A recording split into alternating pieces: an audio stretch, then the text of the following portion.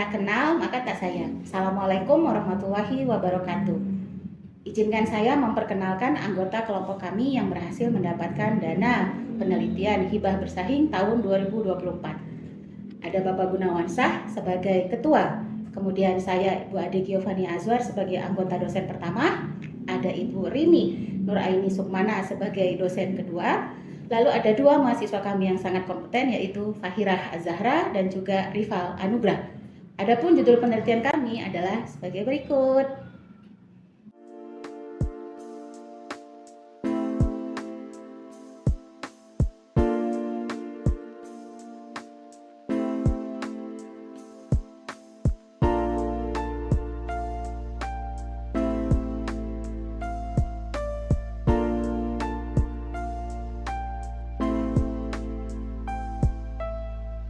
Perkembangan teknologi informasi di era revolusi 4.0 ini mengubah banyak sekali pola kehidupan di manusia, terutama pada pemilihan busana.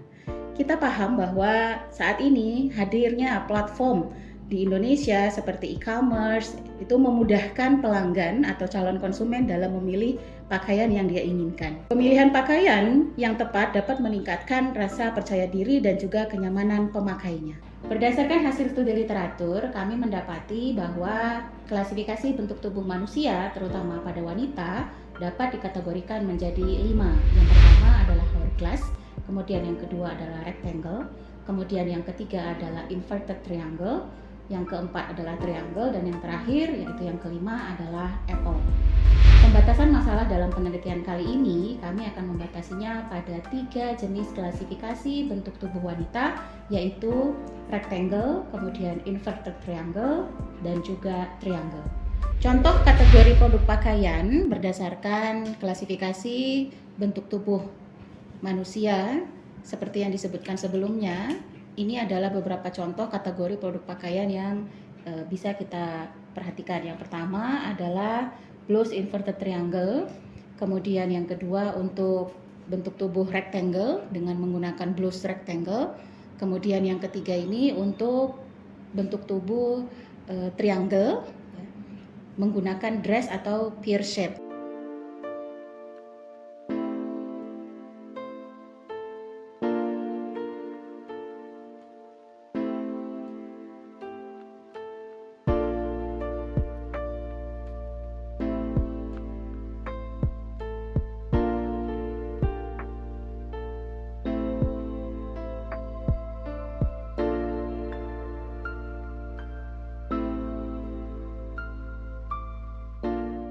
Jadi pada penelitian ini kita akan menggunakan datasetnya berupa tipe tubuh dengan 3 jenis tipe tubuh.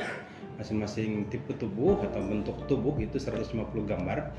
Nah, gambar yang kita kumpulkan itu berasal dari internet sumbernya. Kita searching, kita cari, ya kita labelin. Data yang akan kita olah, kita masukkan dulu ke tahap preprocessing. Nah, tahap preprocessing ini yang pertama ada istilahnya resizing image, gambarnya kita rubah dulu ke dalam bentuk dan ukuran yang sama, Kemudian yang kedua adalah augmentasi data. Augmentasi data itu datanya sama, kita rubah juga kalau misalkan miring atau di rotate dan seterusnya, biar datanya bentuknya sama. Kalau yang terlalu jauh mungkin di zoom dan seterusnya. Jadi ada 2 data preprocessing yang kita lakukan, resizing image dan augmentasi data. Begitu data itu sudah selesai kita preprocessing, data selanjutnya masuk ke tahap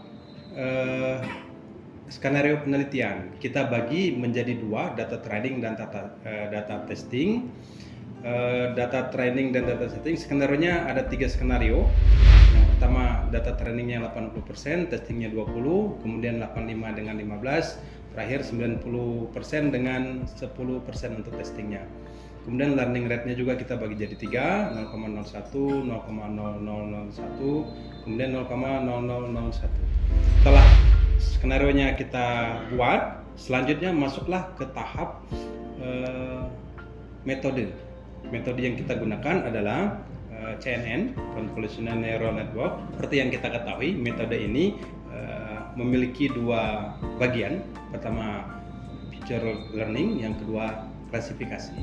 Nah, di feature learning, gambar yang tadi sudah kita rubah, yang sudah kita pre-processing, kita masukkan, kita rubah ke dalam bentuk matrik ya. Kemudian masuk ke tahap convolutional plus ReLU, polling dan seterusnya sampai nanti didapatkan satu matrik ya, yang akan digunakan dalam klasifikasi. Nah, di klasifikasi kita menggunakan full connected neural network, kemudian menggunakan softmax juga. Nah, dari situ nanti kita akan dapat hasil klasifikasinya. Hasilnya akhir dari metode ini adalah klasifikasinya, apakah bentuk tubuh dari masing-masing gambar ya. Jadi gambarnya kita bisa menggunakan gambar real, orangnya langsung dipoto, bisa juga gambar foto yang sudah ada kita masuk upload gitu ya. Terus kemudian kita olah dengan menggunakan metode ini. Kurang lebih seperti itu gambaran metodenya, gambaran singkat lah ya, mungkin metode CNN yang kita gunakan. Nah, metode ini dalam metode ini proses training, testing itu berlangsung sangat banyak ya, sampai didapatkan hasil yang kita inginkan, dan hasil terbaik dari yang kita dapatkan dalam skenario ini ada dari 3 skenario. Kita dapatkan di skenario learning rate yang 0,001 dengan data training 90% dan data testingnya 10%.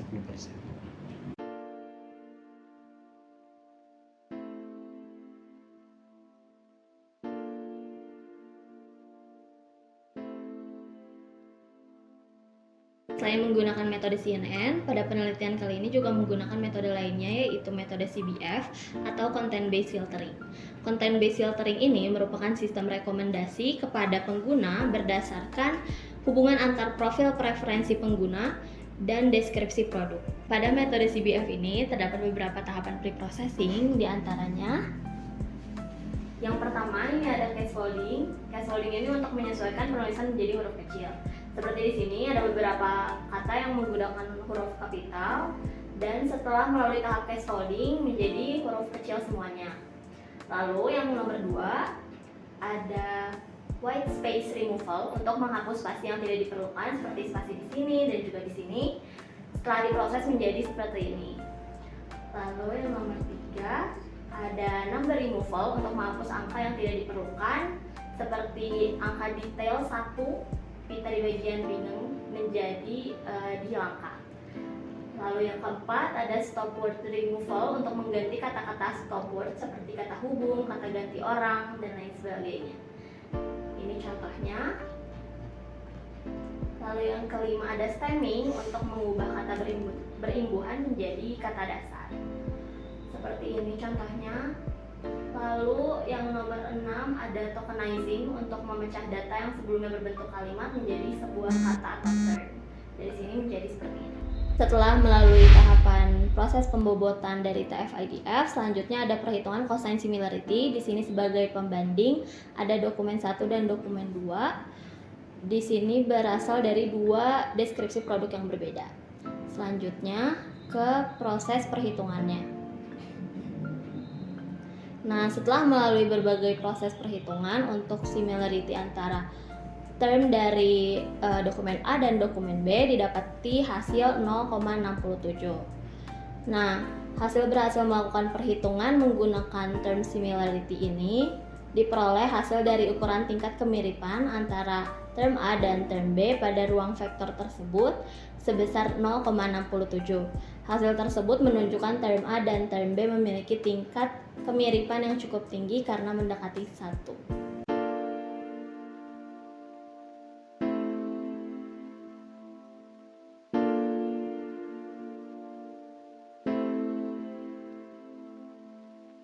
Berikut saya akan mempresentasikan aplikasi tentang dalam judul perancangan sistem rekomendasi pakaian berdasarkan klasifikasi bentuk tubuh pengguna menggunakan metode convolutional neural network dan content based filtering. Berikut untuk tampilan awalnya. Di sini ada tampilan awal untuk aplikasinya tersebut. Lalu kita bisa ngeklik Get Started. Nah, di sini akan disajikan untuk tampilan awalnya itu ada login dan juga register.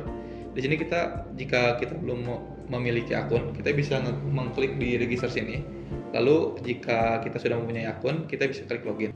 Nah, di sini kita akan disajikan dengan dua form, yaitu memasukkan email dan password yang telah didaftarkan sebelumnya. Lalu misalnya kita sudah mengisi email dan password, kita langsung login saja. Nah, ini untuk tampilan dashboardnya. Di sini ada beberapa produk-produk, yaitu dari yang pertama ada home, terus ada blues, formal, dan dress. Nah, di sini untuk foto-foto image-nya dari produk tersebut ini masih data dummy. Nanti bisa disesuaikan untuk data-datanya dari dari database, bisa diinput juga untuk produk aslinya. Mungkin langsung kita ke menu utamanya, yaitu di classification. Nah, di sini untuk classification sendiri ada terms and condition. Di sini bisa dibaca untuk yang do dan don't ya. Setelah itu jika sudah understand, kita bisa klik di sini. Nah, di sini untuk kita mengupload image-nya, kita bisa klik yang button bulat di sini. Kita klik. Nah, di sini kita bisa memilih dari galeri atau dari foto. Mungkin untuk dataset sekarang itu ada dari galeri. Kita bisa pilih. Kita ambil dari foto asli di sini. Nah, untuk dari sini kita bisa melihat bahwa di sini untuk image yang kita klasifikasi itu, di sini untuk klasifikasinya itu dia square shape, dan untuk presentasinya itu ada di 44,12%. Untuk kita melihat informasi lebih dari square shape ini, kita bisa lihat, diklik di sini. Lalu setelah itu kita akan muncul di sini untuk best suit for you. Nah, di sini kita bisa menampilkan untuk baju-baju mana saja yang cocok untuk dia. Kebetulan di sini dia square shape, maka kita bisa klik show recommendation. Setelah itu di sini kita akan disajikan dengan produk-produk yang kita klik tadi untuk sesuai rekomendasi dia. Nah, di sini untuk sesuai tadi yang saya katakan, image-nya masih data dummy dan bisa kita adjust juga di DB-nya dengan memasukkan database yang asli dengan produk-produk yang asli. Mungkin di sini kita bisa lihat detailnya juga. Nah, di detail sini, di sini ada nama produk, terus ada harga dan juga size dan juga color-nya. Nah, di sini bisa kita add to chart juga. Setelah itu mungkin sekian presentasi aplikasi dari saya. Terima kasih. Baik, berdasarkan dari penjelasan sebelumnya terkait dengan penelitian kami, maka dihasilkan suatu sistem atau aplikasi yang dapat mendeteksi bentuk tubuh atau mengklasifikasikan bentuk tubuh wanita yang terdiri dari inverted triangle, dan square. Dari penelitian yang dilaksanakan, kami menggunakan dataset sekitar 150 per jenis bentuk tubuh tersebut. Dataset yang kami gunakan yaitu sekitar 150 data untuk 3 jenis bentuk tubuh. Dan kita akan menggunakannya dengan 3 jenis skenario.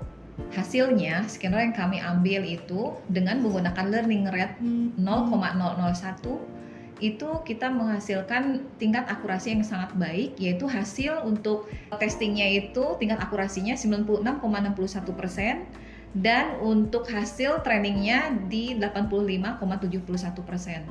Untuk kesimpulannya bahwa sistem kita dapat mengintegrasikan metode CNN yang sangat baik dalam mengklasifikasikan bentuk tubuh wanita khususnya, dan selanjutnya bisa merekomendasikan dengan menggunakan metode CBF, sehingga di sini pengguna khususnya bisa dengan yakin untuk bisa memilih jenis pakaian berdasarkan bentuk tubuh dirinya. Adapun saran untuk penelitian ini adalah yang pertama, penambahan dataset yang diambil dari berbagai sumber, yang mana dengan penambahan dataset ini akan meningkatkan kinerja model serta mengurangi masalah overfitting maupun underfitting, dan pada akhirnya dapat mendukung rekomendasi pakaian yang lebih akurat.